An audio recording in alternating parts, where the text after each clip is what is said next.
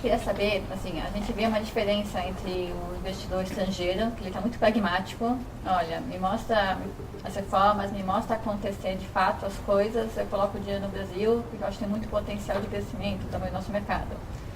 Mas em contrapartida, a gente vê aqui no Brasil um pouco de away, assim, a gente vê muitos gestores, um otimismo, e a gente queria conversar um pouco sobre isso, assim, como você vê a relação do mercado com o novo governo. Bom, eu posso dizer, em termos econômicos, tudo bem, digamos apenas no campo das promessas, Bolsonaro parece superior ao PT. Né? Não, as promessas são excelentes. Em termos de promessas, né?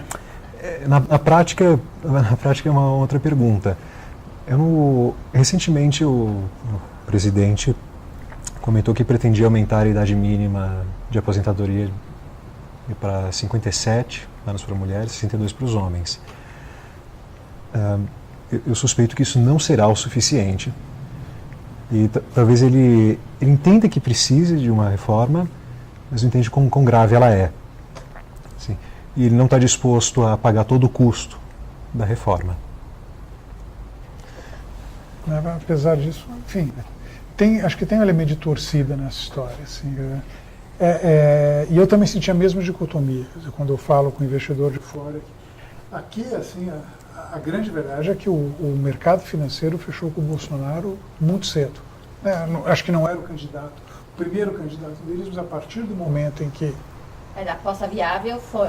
Se viu, falou, não, peraí, contra essa alternativa, né, como é melhor do que o PT, tá bom. Então, mas assim, entre ser melhor do que o PT e ser bom, você não precisa muita coisa para ser melhor do que o PT. Você pode ser pior do que o PT e ser uma droga, quer dizer, os caras já são muito ruins, né?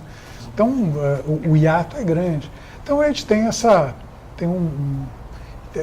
visão que eu estava referindo. Quer dizer, o presidente, que de alguma forma capta a questão política, e eu tenho minhas reservas, e não são poucas com relação ao presidente, mas de alguma forma ele parece ter tocado alguma corda importante. Porque ele tem alguma ressonância, ele consegue aparentemente entender alguns dos anseios, né, da população.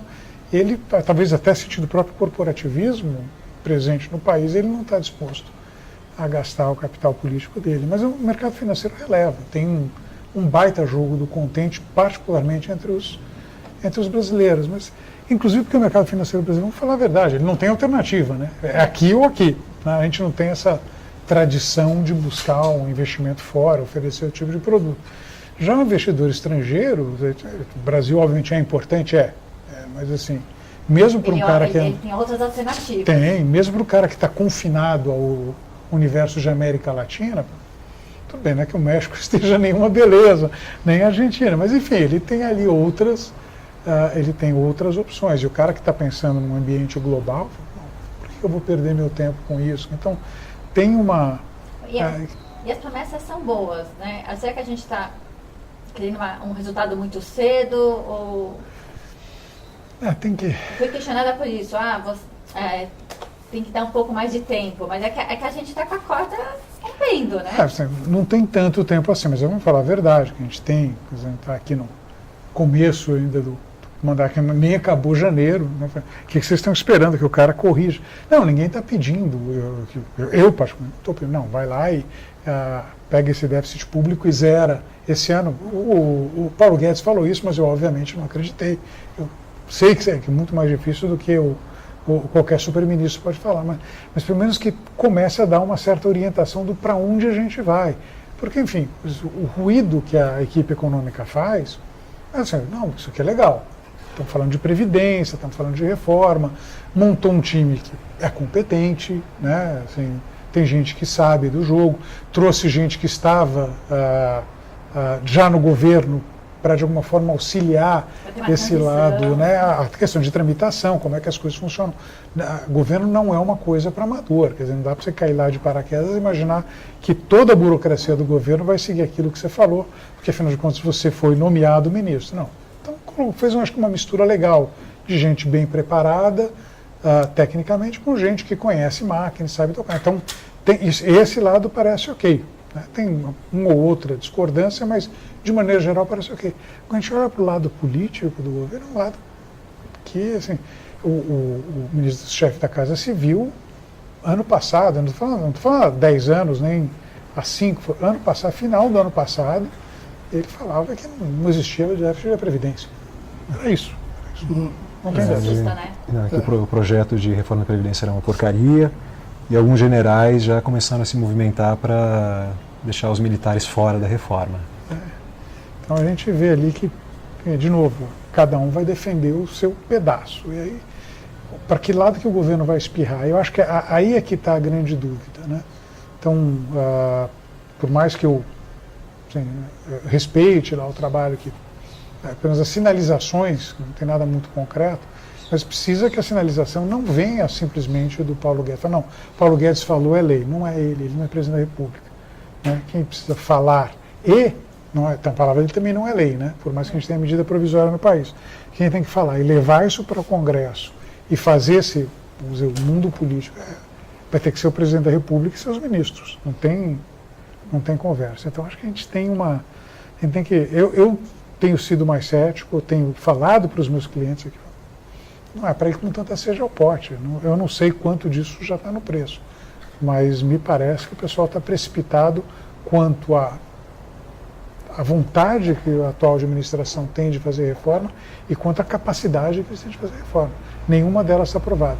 Mas a cobrança é essa, pelo menos dê o rumo, me diz o que você quer fazer, aí eu avalio. Né? Ô, Alexandre, eu gostaria de retomar um fio que nós tocamos aqui ligeiramente, né? Quando você se referiu à dificuldade que nós brasileiros temos para encarar com realismo o tamanho dos problemas. Então, eu penso assim, se o Congresso, de um modo geral, e a sociedade, de um modo geral, podem apoiar um governo porque esperam coisas boas desse governo ou por medo do futuro. Né? Esperar coisas boas do governo, eu acho que o cidadão comum não espera. A reforma da Previdência é amarga para todo mundo, né? Em qualquer país. Então eu me pergunto se o problema, uma parte do problema não é exatamente, nós não estamos focalizando o que você chamou a agenda importante. Nós tocamos na agenda urgente, de curto prazo. A agenda importante de médio prazo, se ela fosse colocada sobre a mesa, eu acho que ela assustaria bastante as pessoas. Né? Quer dizer, se esse governo falha ou se ele é medíocre e nós perdemos uma grande parte desse quatriênio, o próximo quatriênio vai ser sinistro. Então talvez o discurso do governo, a maneira de formular os problemas, tenha que misturar um pouco as duas agendas. Ou é assim, ou lamento, mas pode piorar muito. Acho que sim, tem que dar um certo sentido de urgência. Não é um privilégio brasileiro, como você falou, a resistência à reforma. Obviamente, em qualquer lugar do mundo.